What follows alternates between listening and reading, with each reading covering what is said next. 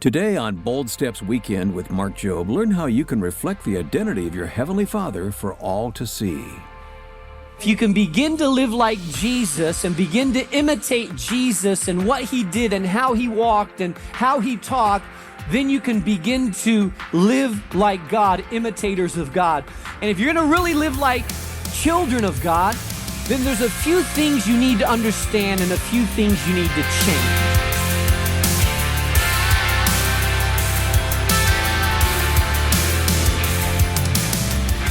And welcome to Bold Steps Weekend with Mark Jobe, president of Moody Bible Institute and the senior pastor of New Life Community Church in Chicago.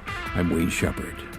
Well, we've come to Ephesians chapter 5 now in our series, and Paul gives us a seemingly difficult command. He doesn't go easy on us here, does he, Mark? Be imitators of God. Now, what does that mean? Yeah, that feels very elusive. How do I imitate God? But then he goes on to explain, be imitators of God and walk in love just as Christ loved us. And I think that's the key. It's hard to get a hold of how can I be like God, but when I look at Jesus, I know how God is. Yeah. So be imitators of Christ. Well, let's get into this study now. Once again, we're in Ephesians chapter 5, and here's Mark. I'll read the first statement in this verse, and I think already just the first statement is a little bit of a, okay, God, that's big. Ephesians chapter 5, verse 1. Be imitators of God. Go ahead, you can read it. First phrase, Ephesians chapter 5, verse 1. Be imitators of God. I don't know what goes through your mind when you think of imitating God, but it's a hard image to grasp, isn't it? Because you think, well, how can I imitate God? I mean, God is God. I mean, I don't even know how to start on that. I mean, He's so far up, I'm so far down. How can I even begin to imitate God? The word in the Greek is mimic. It comes from where we get our English word to mimic, to be like, to take on the pattern of something. Now, if we were just to stop there, it would seem like it would be too hard, too confusing, too big to grasp. But he clarifies it a little bit when he says, be imitators of God, therefore, as dearly loved children. Okay. Maybe now you can grasp the concept a little bit more. Just as a child would seek to grow up and be like their father or mother, so we, as children of God, imitate God because He is our Father. I have 3 children of my own. I have an 18-year-old daughter. She's in her first year of college. I have my son, who's a junior in high school. Then I have my 11-year-old. He's in 6th grade.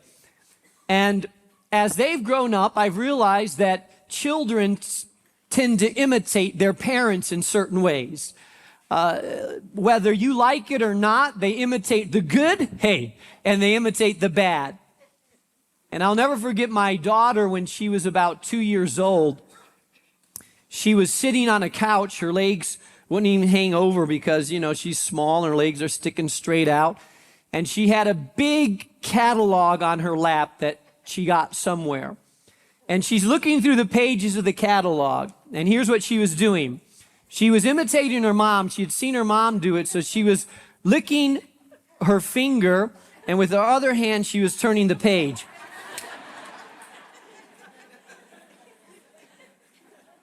She kind of had the idea, right? But it wasn't quite working for her. But, she had seen it done, so she was imitating what she had seen done. And so it is with children. They begin to talk like their parents and use expressions that their parents have. And some people tell me that my daughter, they've seen my daughter walk and they said, she walks like you. And I'm not sure that's good or bad, but she walks like me. And I never told my daughter, hey, honey, here's how you walk. I want you to walk like dad, throw your leg out this way, that. No. I never explained that. Just by being around, just by her biology, just by being a part of the family, there's certain things that she just takes on because because she's imitating, because she's around. It's by relationship that she begins to take on the characteristics of her father. My brother and I are about 22 months apart, and when I call up my mother, now he's an artist, independent filmmaker, so he's been here a few times, he's got like spiky hair and a couple earrings and so forth. He's the artist side of the family.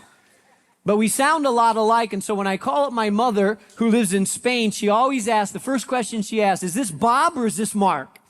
Because our voices sound a lot alike. Why? We grew up in the same household. We use the same expressions. We've been around each other a lot. We have the same father and mother, so therefore, we develop those characteristics. This is what God is saying. Because you're a child of God and have been born again of God, now live like a child of God. If He is your father, now start living like He's your father. Start imitating Him in what He does and how He acts and His values and His characteristics. And if you say, well, it's too hard for me to imagine imitating God because I just don't know what that means, then it makes a lot more sense if you can understand that Jesus is God, the manifestation of God. And so therefore He says, be imitators of God, therefore, as dearly loved children, and live a life of love just as Christ loved us and gave Himself up for us as a fragrant offering and sacrifice. You see, if you want to know how God would live here on earth, then all you have to look is at Jesus. Because Jesus is God made man, manifest in the flesh, living His life here on earth. That's where we get our little bracelets. Many of you have seen those bracelets that say WWJD. What would Jesus do?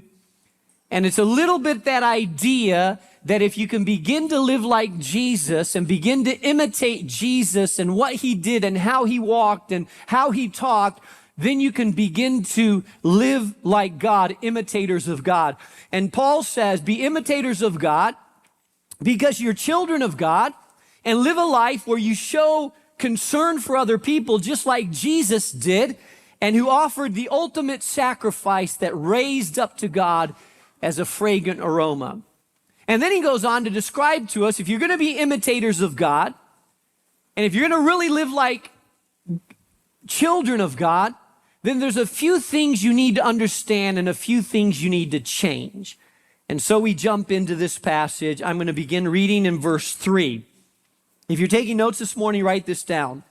The first thing that helps us reflect God has to do with identity. Identity. Remember that your desires and speech should reflect your new identity and be consistent with your calling. Your desires and the way you talk, your speech, should be consistent with the new you. Some of us have a new us in God, but we still have a little bit of the old way we talk and a little bit of the old desires. And what God is saying is, you have a new you, so leave the old behind and take on the new you who you are. Look what He says in verse 3. But among you, there must not even be a hint of sexual immorality or any kind of impurity or greed, because these are improper for God's holy people. Verse 4, nor should there be obscenity, foolish talk, coarse jest, joking, which are out of place, but rather giving thanks. So he says, hey, if you're going to be imitators of God, there's two things that you need to start working on in the beginning. One is your desires, and secondly is your speech. So let's talk first about our desires. He said, among you there must be not even a hint of sexual immorality. Let's talk about this for a second. What is sexual immorality? Well, first of all, let me clarify this. He's not talking about just sex. He's talking about sexual immorality. How many of you know there's a difference between sex and sexual immorality? Some people grow up in a setting where all they've heard is no, no, no about sex, bad, bad, bad about sex, don't about sex. And you kind of grow up thinking that it's a bad thing, or that it's a dirty thing, or that it's something that shouldn't be celebrated or expressed. Let me just go on record here. I've told you this before. If you've been around for a while, you know that sex is a good thing. We are pro-sex here at New Life Community Church. Absolutely, 100%.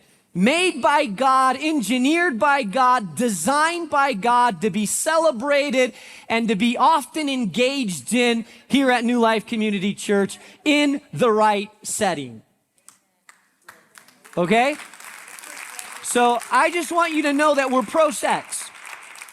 Sex is not dirty. Sex is not bad. Sex is a great thing, a good thing, as long as it's in the boundaries of how God engineered it to happen. And basically how God engineered it to work is that when a man and a woman commit themselves to one another for a lifetime, and we call it marriage, engage in the act of marriage and say, I am committed to you, you are committed to me. We are in a monogamous, loving relationship until death do it part. Then let the party begin. Enjoy it often. Enjoy it as much as you can. Celebrate it.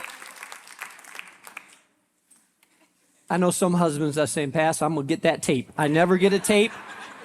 Where do I buy that CD now? I'm gonna get that one. I'm gonna get that one.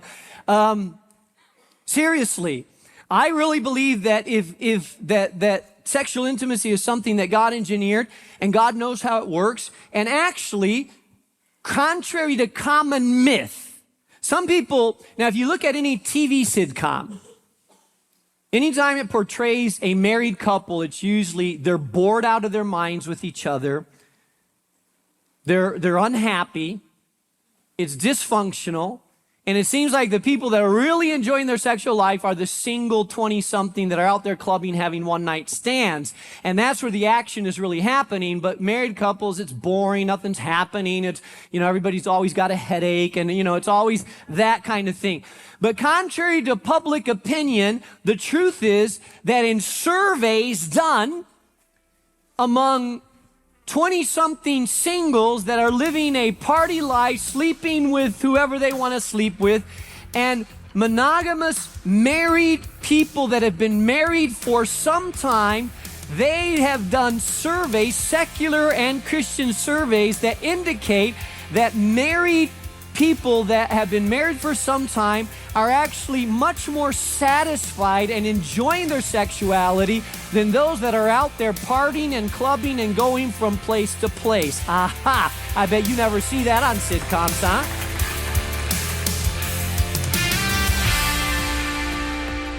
You're listening to Choosing to Walk in the Light with Mark Jobe here on Bold Steps Weekend. We'll get right back to the message in just a moment, but first I want to remind you that this program would not be possible without your support. When you commit to supporting this ministry by giving a monthly gift, then you become a Bold Partner.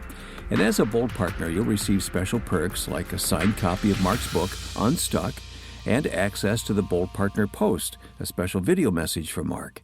We've made signing up simple and easy online at boldsteps.org. And just a quick reminder, if you ever miss a message on the program, you can always go listen to it by visiting us at boldsteps.org, or have Bold Steps Weekend on the go by downloading the Bold Steps app. Now, let's return to our message, Choosing to Walk in the Light with Mark Jobe on Bold Steps Weekend.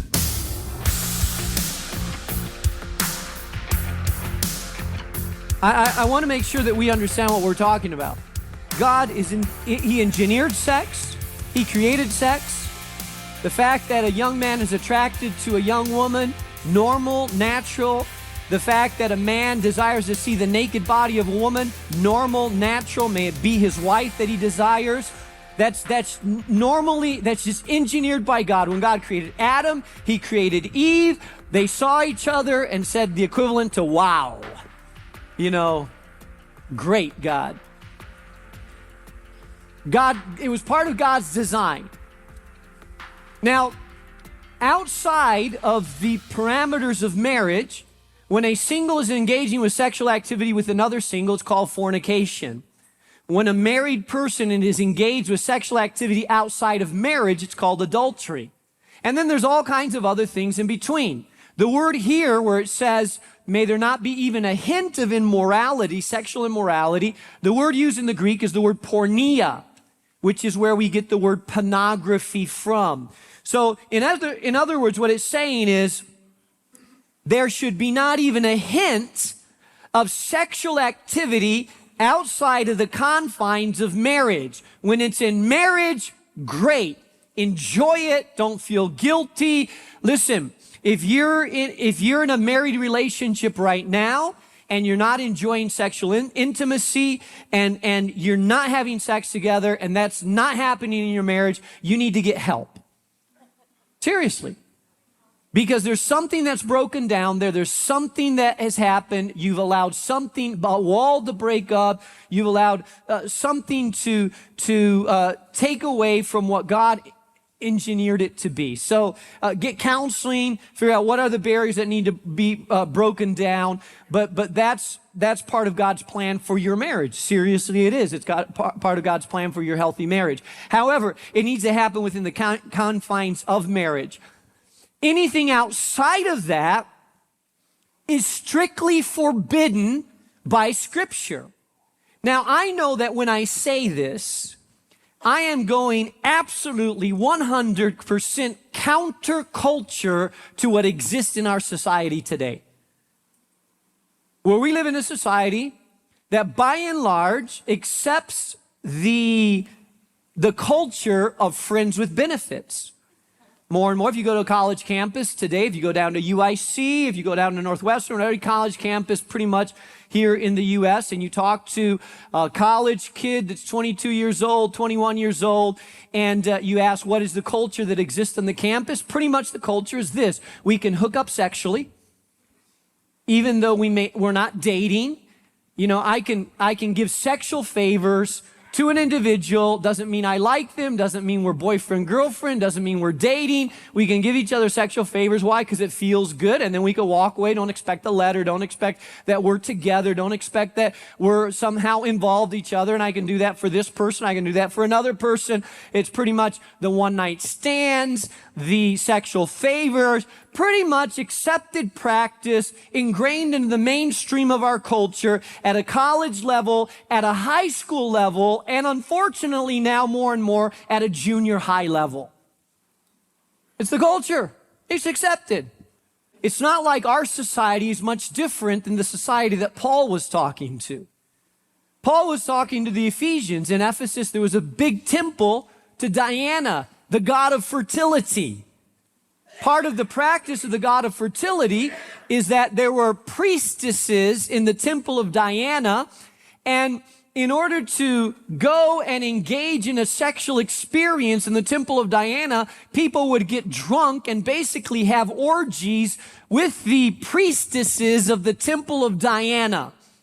And so sexual immorality and sexual playing around was rampant in the society that Paul was talking about as well. So it was counter the culture for Paul to say, now that you are children of God, there shouldn't even be a hint of sexual immorality among you or of any kind of impurity. Impurity has to do with anything, it's related to sexuality, but it could have to do with pornography, it could have to do with fantasizing, it could have to be with XX-rated movies, it could have to be with, the latest Sports Illustrated swimsuit edition, it could have to do with a lot of issues out there that have to do with sexuality out there. So not even a hint of sexual immorality, or any kind of impurity, and he says, or greed. You say, well, what does greed have to do with it? Well, greed it's the word covetousness. Covetousness means I desire something that doesn't belong to me, that I can't have, but I still want it, even though it's not legitimate for me to have it. So you could be greedy towards money or towards things. You could see someone driving a car that's nicer than your car and say, man, why does he get to have that car? I want that car. I should have that car. And I'm kind of frustrated that he's got it and I don't. But it could also have to do with, it could have to do with sexuality. It could have to do with desiring another man's wife, or desiring someone that's illegitimate for you to have, but you desire and covet something that is illegitimate for you to possess. And so basically what Paul says is, I know you live in a culture that is a sex-saturated culture. We live in that kind of society, and the fact that people live together, the fact that people hook up together, the fact that people have multiple partners when they're in their 20s or 30s is pretty much just accepted by society. It's just the way it is. It's just kind of normal, right? Well, God says it may be normal for the world out there, but hey, you are the people of God. And it may be normal for society at large, but because you are children of God, it's not normal for you because you live by different standards. You reflect the standards of your heavenly Father. Listen to what he says. He says, because these are improper for God's holy people. You're holy. And I know some of you don't consider yourself holy.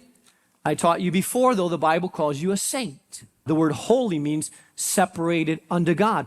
God has separated you unto himself for a purpose, so therefore you're holy. And listen, sexual immorality and all that stuff may be all right in the world out there, but you're not part of the world. You're separated unto God. You're a people with a call upon your life, so therefore your values are different than the values of the world. Now let me make this clear. Oftentimes we as Christians try to apply our Christian morality towards people that are not yet Christians. And that is absolutely a wrong way of doing it. I don't expect someone that doesn't have the Spirit of God inside of them to behave and act like someone that has the Spirit of God inside of them. If someone's a pagan, they're a pagan. I expect them to behave like a pagan, act like a pagan, walk like a pagan, talk like a pagan, and behave like what they have inside. If they don't have the Spirit of God, some of us try to make our non-believer friends try to live like believers when they're not. I don't say, well, you shouldn't talk that way, or you shouldn't swear like that. I don't indict their language. I don't indict their lifestyle. You know what my goal is? When I talk to them, I think to myself, they need to know Jesus. And my goal is, if we get to talk about spiritual things, my goal is to introduce them to Jesus. I want them to know Jesus. I want them to experience the life of God. I want them to know that there is another way, that there is someone that can fill their life and take away their void, that there's someone that can adopt them and wash their past and give them a new identity and a new future and the power of the Holy Spirit inside of them. That's what I want them to know. That's what I want them to be. And once they are believers, now that they're believers, I want to challenge them to live like believers. Do you know how many young men I have put my arm around in this church after they became believers and were living with their girlfriend, and I put my arm around and say, bro, bless you, man. Glad you're living for Jesus now. Now, when are you going to marry her?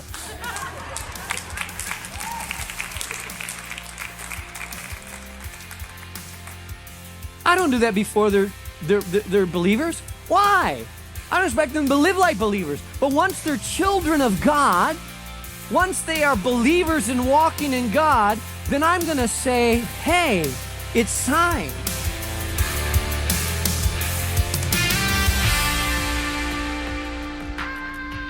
Well, if you had to give an assessment, how different are your values from the world around you? That's the takeaway today from our message titled Choosing to Walk in the Light from Mark Jobe. You're listening to Bold Steps Weekend. Remember, you can always revisit these messages or share them with a friend by pulling them up online at boldsteps.org. Now, speaking of walking in the light and stay connected with God, there's a resource I'd love to tell you about that perfectly complements today's message. It's this month's Bold Step gift, a book called A Journey to Victorious Praying by Dr. Bill Thrasher. There is a difference between just praying and victorious praying, and this book shows you how to move beyond duty-driven prayer to discover the discipline and delight that transforms your communication with God. Dr. Thrasher, a professor at Moody, reveals how trials and troubles can actually become prayer blessings in disguise, enhancing your dependence on God and deepening your prayer life. So, request your copy of A Journey to Victorious Praying when you make a donation of any amount to support Bold Steps. Just go online to boldsteps.org or call us at 800-DL-MOODY. That's 800-356-6639. And you can also send your gift through the mail to Bold Steps, 820 North LaSalle Boulevard, Chicago, Illinois, 60610. Now, don't forget to sign up for our weekly email devotional, the Bold Stepper Weekly. It comes straight from the desk of Mark Jobe and is automatically delivered to your inbox each Monday morning. You'll find all the details in the sign-up form online at boldsteps.org. Well, thanks for joining us today. I'm Wayne Shepherd. I invite you to come back next weekend when Mark continues this message from our study in the book of Ephesians. The message is titled, Choosing to Walk in the Light. So be listening next time, right here, to Bold Steps Weekend with Mark Jobe. Bold Steps Weekend is a production of Moody Radio, a ministry of Moody Bible Institute.